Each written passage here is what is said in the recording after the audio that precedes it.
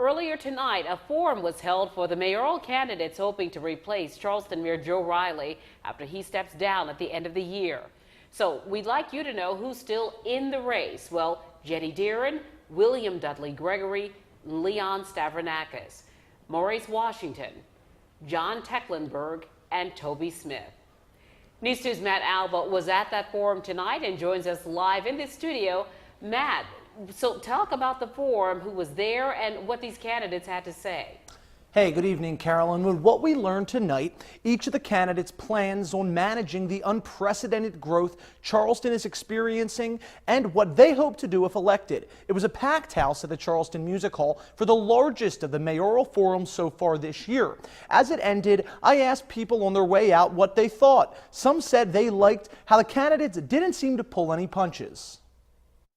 Got a little hint of the gloves coming off. Institutional wealth. Hundreds of people filled the Charleston Music Hall Wednesday night to hear how Mayor Joe Riley's replacement will work to improve the city. Before you go up there and punch your vote, you should know what you're voting for. Todd Lambert lives in Charleston and says he wanted to hear the candidates explain how they plan to manage the masses who keep moving to the Low Country. There's people moving here like crazy. I moved here to 2010. And it's grown a lot since then. I see a lot of construction, and I'll see a lot more coming down the pipeline. Growth management and preservation. Candidates explained how they'd balance the two.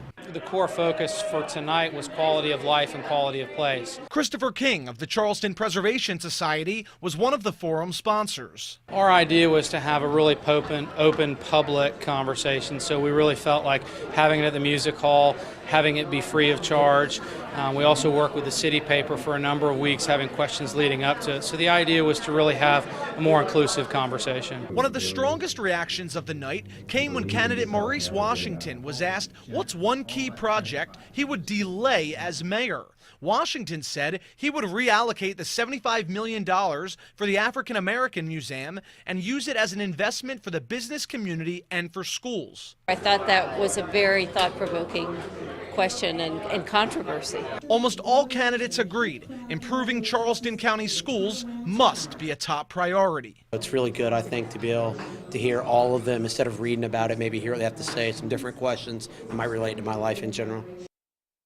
Now, the moderators and the candidates encouraged everyone to get out and vote. If you haven't, you only have until Sunday to register. That's October 4th if you want to vote in this November's general election. We'll have more coverage of the Charleston mayoral election in the coming days and weeks. Live in the studio, Matt Alba, News 2.